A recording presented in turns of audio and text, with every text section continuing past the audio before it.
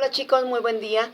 Continuamos con nuestra tercera sesión de la materia de filosofía de la educación, en la cual estaremos hablando de los filósofos de la naturaleza. Recibían este nombre precisamente porque querían dar una explicación del porqué de las cosas y estos filósofos, estos primeros filósofos que data de Grecia, en Atenas, ¿verdad? Hace miles de años antes de Cristo, específicamente en el siglo IV, siglo V, ¿verdad?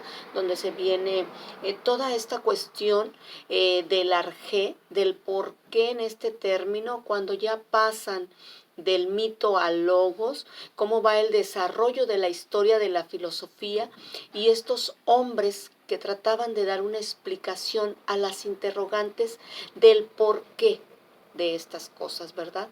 Se hablaba de cuestiones fantasmagóricas, de cuestiones mágicas, ¿verdad? Y ellos en específico daban la explicación referente a estas cuestiones, estos cuatro elementos, ¿verdad? De la naturaleza: aire, fuego, tierra y agua, ¿verdad? De qué manera trataban de explicar precisamente algunas cuestiones y eran reconocidos como los filósofos naturalistas. Y los más importantes, ¿verdad? Entre ellos se encuentra Tales de Mileto, Anaximandro, Anaxímenes, Pitágoras, Herádito, Parménides, Heráclito, Anaxágoras, Zenón de Lea, Empédocles y Demócrito.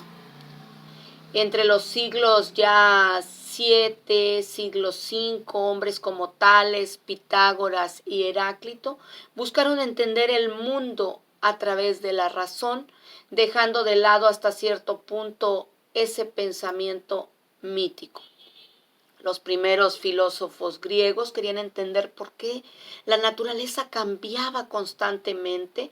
Ellos creían que los mitos explican cómo surgió el mundo. Dejaban muchas dudas y muchos espacios vacíos. ¿Cómo era posible que la misma tierra que pisamos se convirtiera en flores y árboles? Los primeros filósofos pensaban en común la creencia de que existía una materia primaria que era el origen de todos los cambios y que no resultaba fácil, ¿verdad? Saber cómo llegaron a esa conclusión. Pero tenía que haber algo de lo que procedía y a lo que todo volvía. Podemos decir que los filósofos de la naturaleza dieron los primeros pasos hacia una manera científica de pensar. La filosofía occidental se remonta a Grecia, ¿verdad? Estos naturalistas dentro de lo que era Mileto, conocidos, ¿verdad? Y que llevaban dentro de lo que es Tales de Mileto y llevaban dentro de lo que es este término de su lugar de origen. Sus intereses, ¿verdad? Algunos estudiosos griegos estaban de acuerdo con la idea de Tales, por ejemplo, y otros no tanto, y poco a poco fueron haciéndose grupos con ideas distintas. A estos grupos se les conoce como escuelas filosóficas. Dentro de la importancia, ¿verdad?, que estaban los milesios, y era Tales, Anaximandro y Anaxímenes.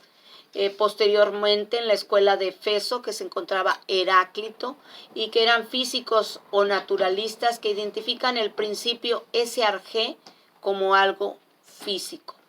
Eleatas, que era Genófanes, Parménides y Zenón, y la escuela pitagórica, donde se encuentra Pitágoras, ¿verdad? Dentro de estos principios que presentan el principio del arjé más abstracto referente a los números. Se explicaba cómo era finito e infinito para poder explicar el porqué y el origen de las cosas. Dentro de estos primeros filósofos conocidos como naturalistas, ¿verdad? Y viene dentro de lo que tenían como preocupación el principio o el origen natural, que era reconocido como el arjé del universo y el cosmos, a diferencia de los mitos que buscaban un principio material y natural más que divino. Es ese paso que se da y del cual hablábamos, ¿verdad? Del paso del mitos a logos para ya estar utilizando la razón y la lógica y dar una explicación más concreta, ¿verdad? Desde el punto de vista filosófico en esos siglos antes de Cristo.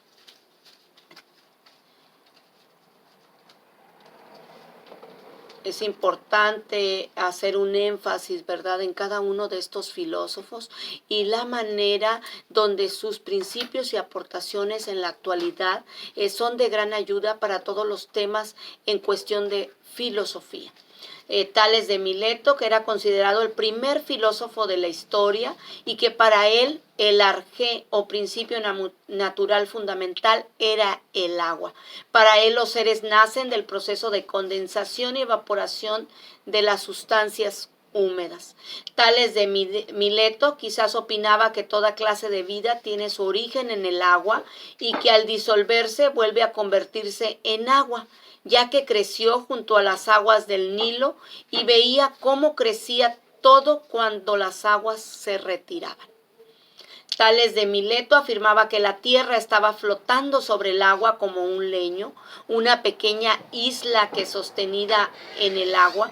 Además, Tales fue astrónomo y predijo un eclipse, por lo que fue reconocido en su época también como científico y observador de la naturaleza. Toda la cuestión del cosmos. Anaxímenes de Mileto, el alma, el aliento cósmico, todo refiriéndose a la cuestión del aire. Anaxímenes, ¿verdad?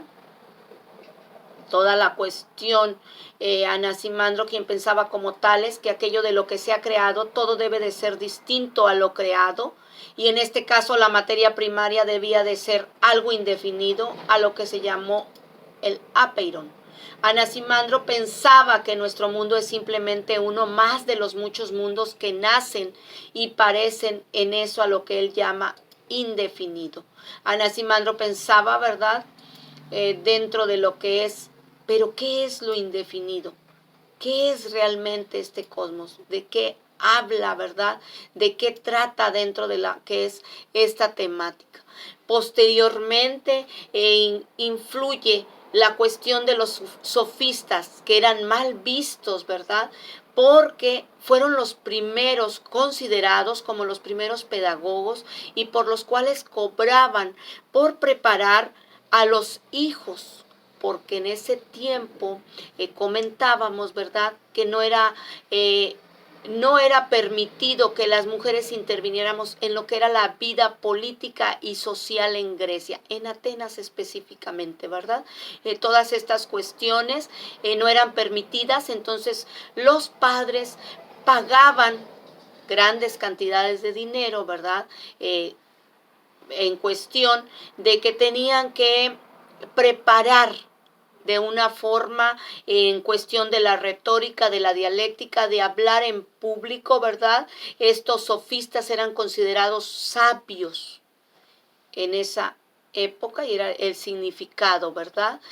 Posteriormente, dentro de los filósofos pitagóricos y que se enfocaban más en la cuestión de los números. Es así como posteriormente dentro de los filósofos metafísicos, ¿verdad? Recordaremos que la metafísica consiste en esa rama de la filosofía, que además de sus características, algunos estudiosos de esta área. Cuando se habla de metafísica se hace alusión a una rama de la filosofía que se ocupa de estudiar la naturaleza, la realidad, sus leyes y sus componentes fundamentales. Esto implica no solo la observación de la realidad, sino también la reformulación de ciertos conceptos claves para pensar nuestra forma de estar en el mundo. Esta metafísica estudia el ser, la existencia, la realidad, el objeto, el sujeto, el tiempo, incluso el espacio. En la antigüedad la metafísica era considerada la primera de las filosofías, algo así como la madre de las ciencias, era la filosofía natural. En ese entonces no existía el método científico, ¿verdad?, y la manera de poner a prueba la realidad. Con